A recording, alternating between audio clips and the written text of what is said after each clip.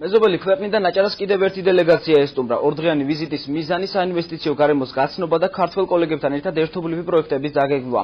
თურქეთის ახალგაზრდობის საქმეთა მინისტრის მოადგილეს ტურიზმის ასოციაციის თავმჯდომარესა და თურქეთის ავიახაზების გენერალურ დირექტორს ბათუმის აეროპორტში აჭარის ეკონომიკის მინისტრი დახვდა.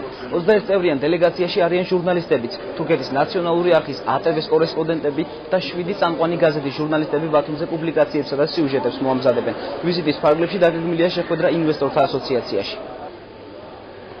ჩვენი კუთხის მიმართ ინტერესი ერთი დღე იზრდება და ამ ეტაპზე მათი ხელმძღვანელობით, მათი ინიციატივით ჩამოვიდა თურქეთის მხარიდან ჟურნალისტები და წარმომადგენლები დელეგაცია, რათა გააშუქონ ჩვენი რეგიონის წარმატებები, აქ არსებული სიტუაცია. ვფიქრობ, რომ ვიზიტი წარმატებული იქნება და კიდევ უფრო მეტი ვიზიტორი ეწვევა ჩვენს რეგიონს, კიდევ უფრო მეტი ადამიანი გაიცნობს ჩვენი ქვეყნის წარმატების შესახებ.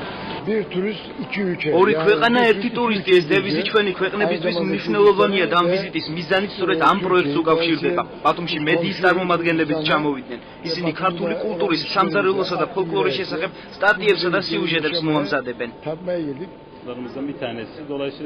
ბათუმში პირველად ვარ. ჩვენი დელეგაციის ვიზიტი გაცნობითი ხასიათისაა. 2 დღის განმავლობაში კონკრეტული პროექტების შემუშავებასა და განხორციელებაზე ვიმუშავებთ. დაგეგმილია სხვადასხვა სფეროში თანამშრომლობა.